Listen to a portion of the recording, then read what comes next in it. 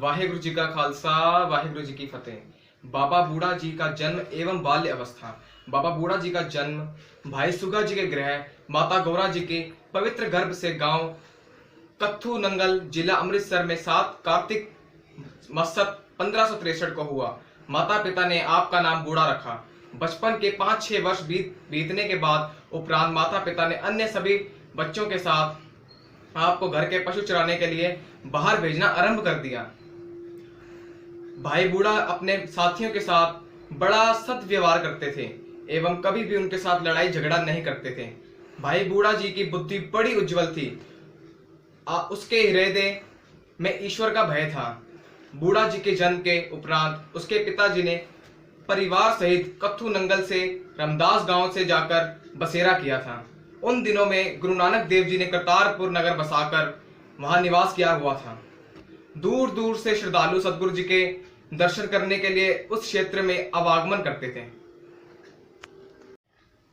भाई बूढ़ा श्रद्धालुओं को करतारपुर की ओर जाते हुए देखता।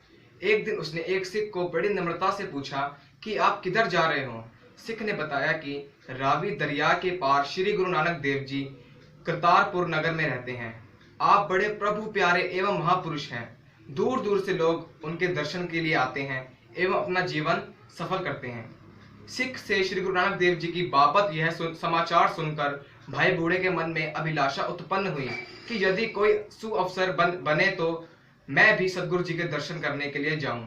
लेकिन पशुओं को छोड़कर जाना उनके लिए कठिन था।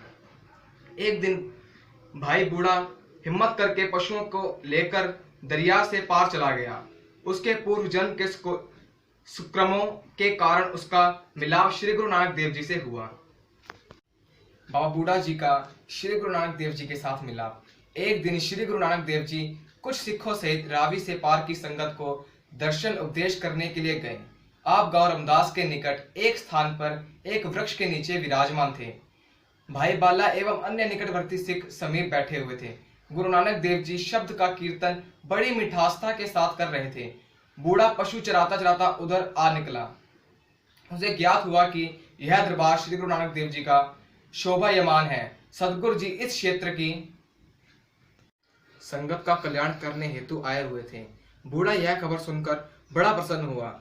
वह गुरु मिलाप के चाह में पशु वहीं छोड़कर शीघ्र ही सदगुरु जी के दीवान की तरफ आ गया। आकर बूढ़ा आराम के साथ दीवान में बैठ गया और शब्द कीर्तन सुनता रहा। शब्द की समाप्ति के पश्चात सदगुरु जी के सम्मान संगत अपने अपने घर की तरफ चले गए, लेकिन बूढ़ा वहीं पर बैठा रहा। सदगुरु जी ने बूढ़े की ओर देखकर कहा, पुत्र तुम्हारा क्या नाम है? तुम कहाँ रहते हो? तुम्हारे पिताजी का क्या नाम है?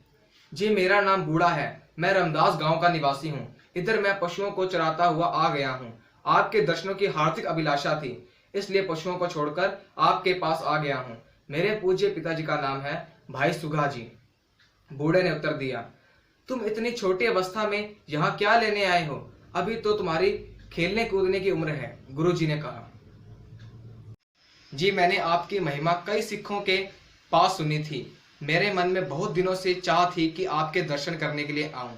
आज आपने स्वयं कृपा की है जो अनुचर को दर्शन दिए हैं।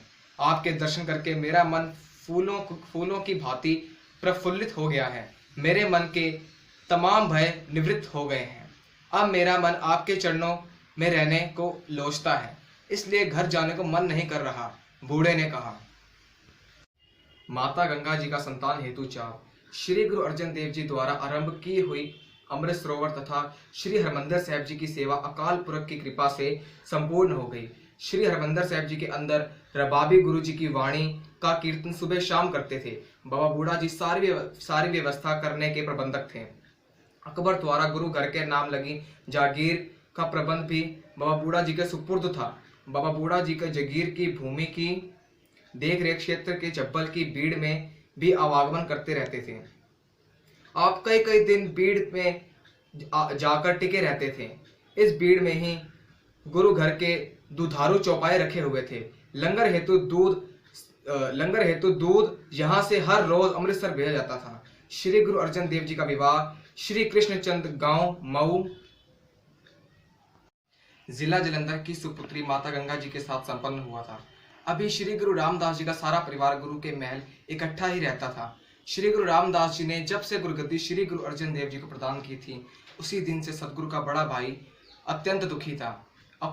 उसने गुरुगद्दी की प्राप्ति हेतु बड़े यत्न किए, पर यत्न में असफल रहा। अपने यत्नों में असफल रहने वाला पृथ्वीचंद की वैर भावना दिनों दिन बढ़ती जा रही थी।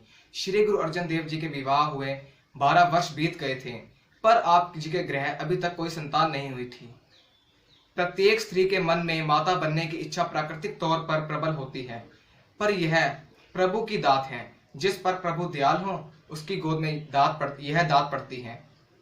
कुछ समय तो स्त्री संतान की प्रतीक्षा सब्र संतोष से करती है, पर काफी समय बीत जाने पर जब यह दात प्राप्त ना हो, फिर स्त्री बेचैन हो जाती है। यही हाल माता गंगा जी का हुआ। वह हर क्षण संतान की कोशिश में विचलित रहती थीं। पृथ्वीचंद की पत्नी के हर समय कटाक्ष एवं व्यंग्य वाक्यों के माता जी का मन अशांत रहता था।